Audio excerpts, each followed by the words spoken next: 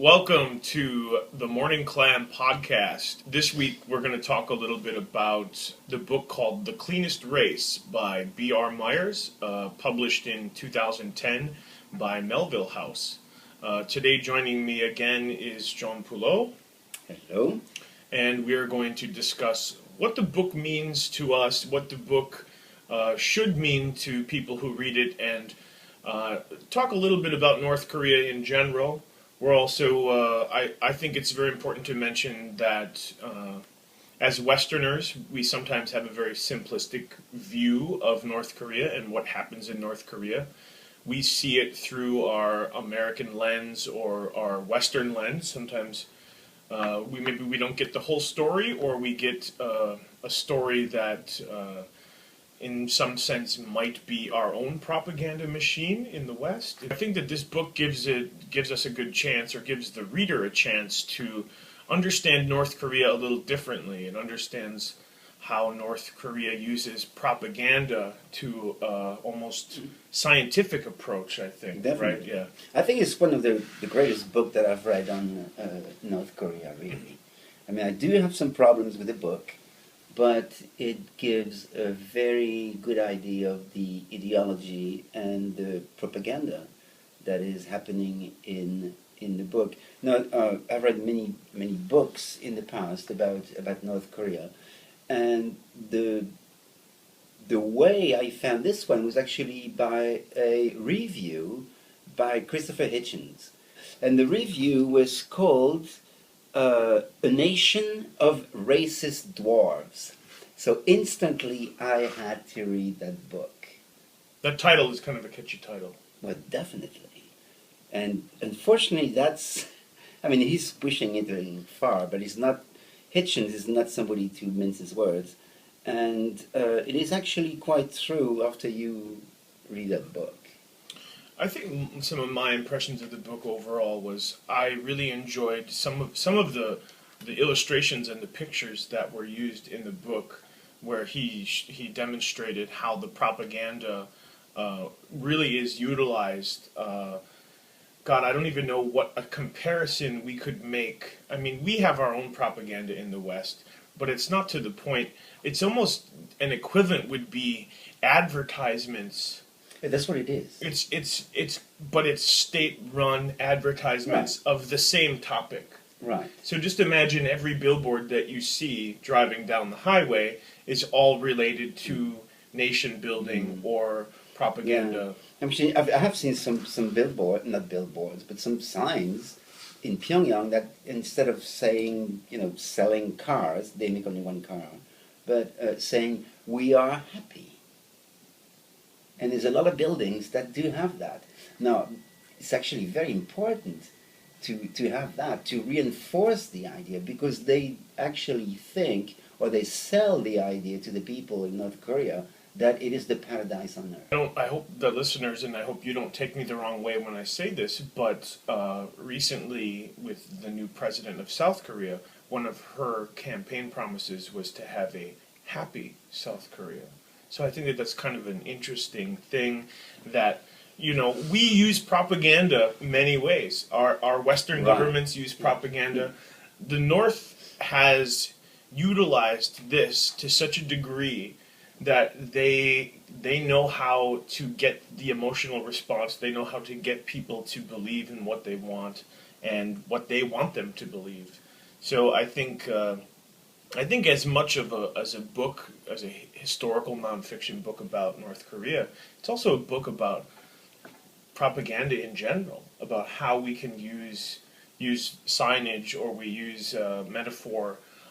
Definitely they take it to an extreme with some of theirs, and I think that Meyers specifically does us a big service by translating these posters and translating things for us to really understand, because you see these signs and you kind of get an idea. I mean, when you see a North Korean soldier with a huge gun pointed at a tiny American, we get the idea, but we don't know what the words are. So I think it's really helpful for us to see that. So the problems what I have with him is right off the bat, where in the preface where he talks about the maternal quality of the leaders, either the great leader or the dear leader, Kim Il Sung and Kim Jong Il, which this is an idea based, I think, on some images, but I don't think it's the truth in North Korea.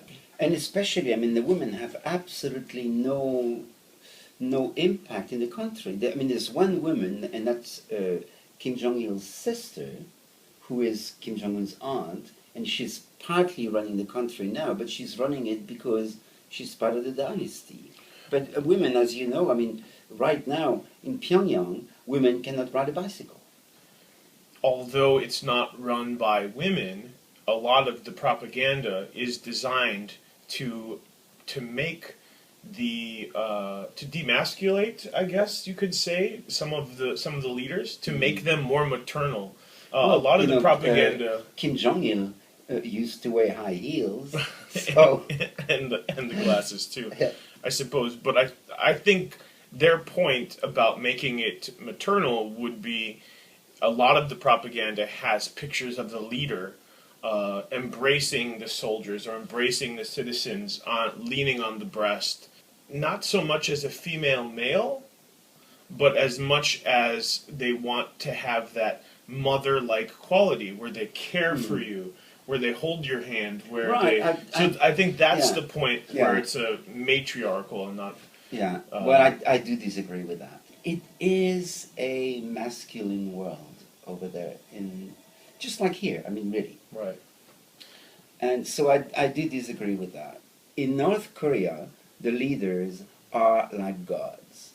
And maybe there are some sexless gods, but that's my feeling towards it. I think it's interesting that we kind of have a have a little bit of a disagreement here, but I agree with you. The fact that it's practically it's hogwash. It's a male dominated. The women are very considered very low.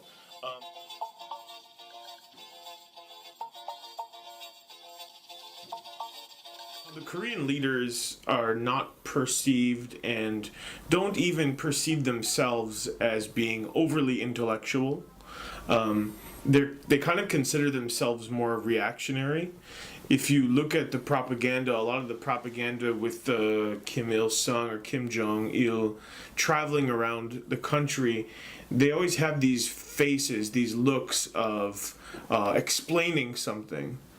Well, there's one thing that they did, both of them, and that Kim Jong Un is also doing now, is those on-the-spot guidance, where they go to factory or they go to any kind of fields, and they tell people what to do, basically.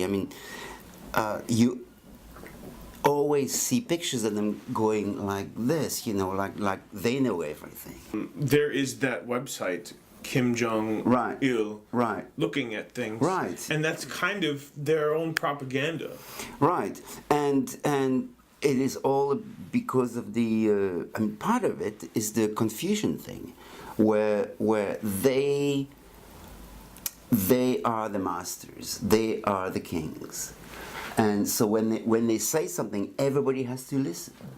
And so it's Kim Jong Un, who's 29, and people don't even know actually his real age at this point, but definitely under 30 or just below.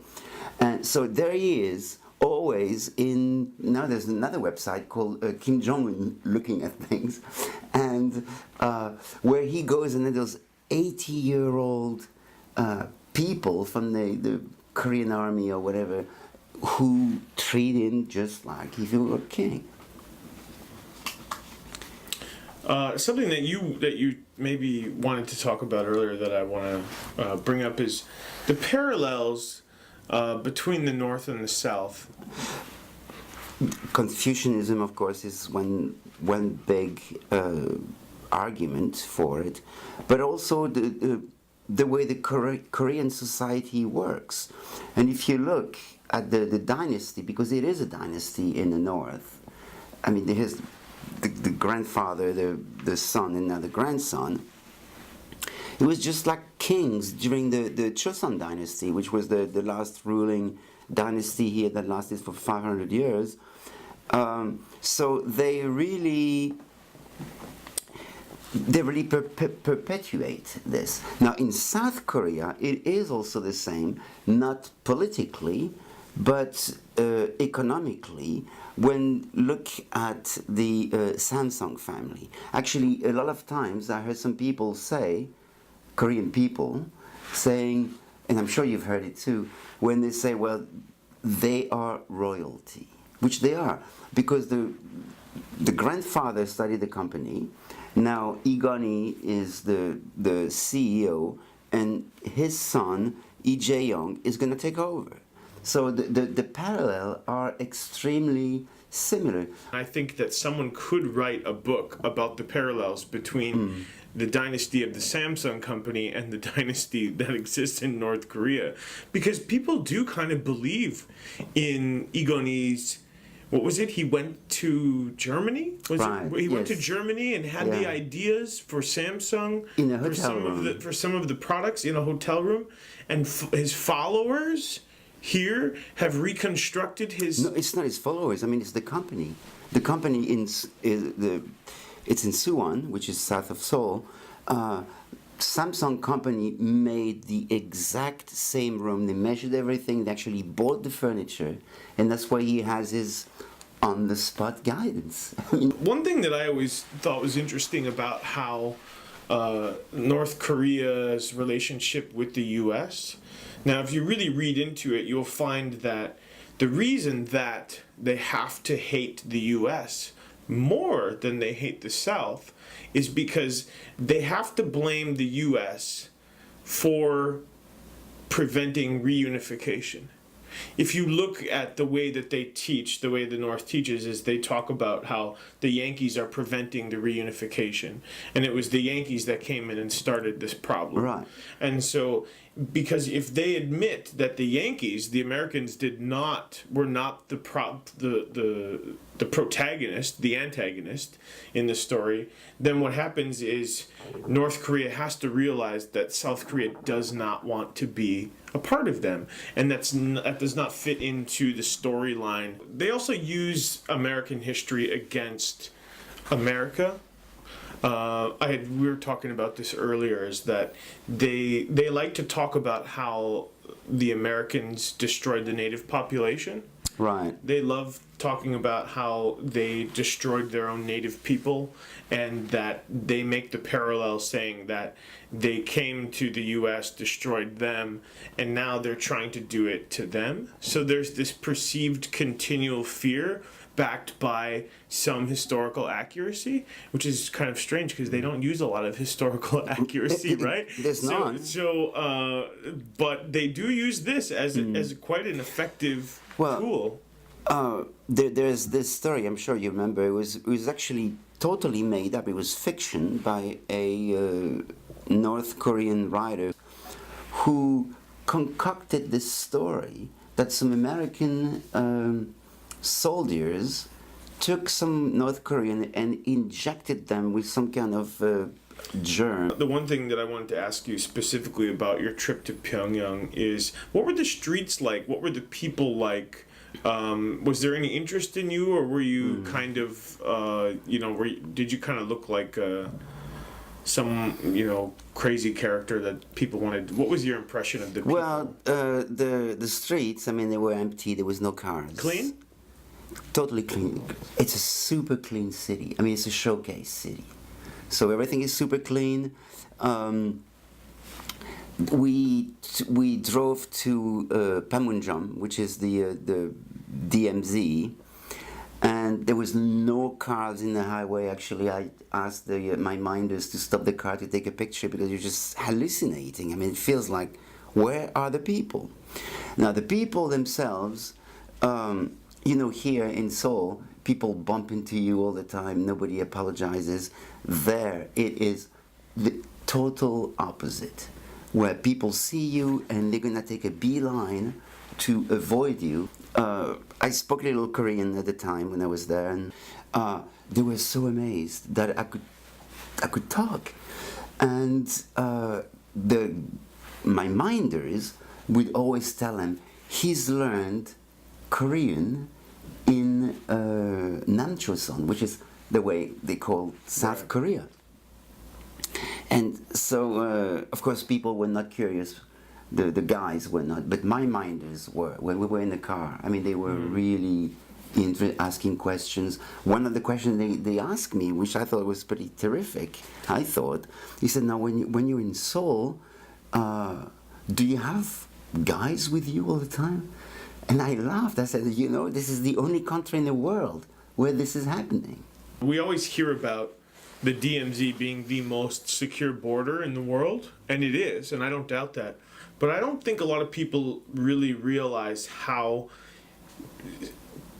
relatively easy it is to cross into China from North Korea and come back. Right. There's a lot of flow of people Absolutely. that go and come back, and I think that if more people knew that, it would really change their understanding. And the thing is, I mean, the guards that work there are actually becoming quite rich because the people who want to go to China, usually to buy things and come back, they have to give a tremendous amount of money for the guards to close their eyes or turn the other way. And so it's actually, I was reading about this, that is a big competition for the people. A lot of people in the army want to be working in Shinjuju because of that traffic, they generate a lot of money. What do you kind of perceive the future of North Korea? Well, it's like everybody else. Nobody knows. Of course, it will happen. The regime will implode. I think it will happen through the media, because more and more North Korean people have access to South Korean tapes, mobile phones. I met a defector here. He was from Shinjuju, which is the northern part of the country. His wife lives next to China. She was able to get a phone. She pays the phone in China, and she was able to talk to him from Seoul every day. So it's going to be like the Arab Spring, I think. Obviously, we both recommend it as reading, or we wouldn't be having a podcast about it right now. Yeah. So I recommend to anyone who is interested in the topic to definitely take a look at this and many other books. There are. Yeah, there's several I'd like to mention. Sure. And one of them, I think I did mention already, the Under the Loving Care of the Fatherly Leader by Bradley Johnson. Very good book. There's a lot of books written by defectors which are very, very important, but there's two books to me that were very important, one of which I just finished a couple of days ago, and it's called Only Beautiful Please by John Everard, who was the British ambassador to Pyongyang for 2.5 years. So he had a run of the city. And so it's a totally different point of view. Although at the end of the book, the guy talks about the future and the problems in North Korea. So this is very good. Now, as another account of a foreigner living in Pyongyang, and it's actually one of the first books I read before I went there, and it is called Comrades and Strangers by Michael Harrell, who is also...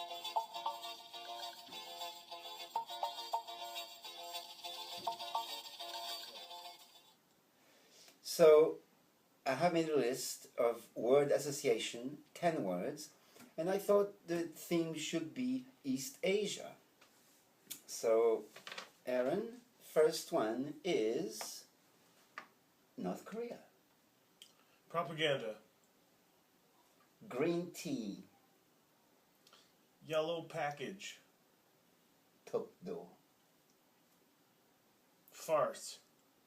Kimchi. So spicy I can't eat it. Sashimi. Delicious. Samsung. Lame. K-pop. K-food. Tokyo. Lights. I would have said modern. That's what. Beijing, Rickshaw. South Korea. Current home. Good. That was it. That was 10 questions. All right, great. Well, that was kind of fun. I'd like Yeah. to do something like that at the end of every show. Yeah. Well, I think that this topic of North Korea is such a huge topic. We could talk for days on this. Absolutely. And, there are always new books coming out, and I'm sure if we continue to do this podcast, it'll probably come up again, so we can reach another audience talking about North Korea again. So that was fun. I hope everyone enjoyed our topic about The Cleanest Race by B.R. Meyers, and this is Aaron Martinson. And Jean Poulot. Signing off. Good night.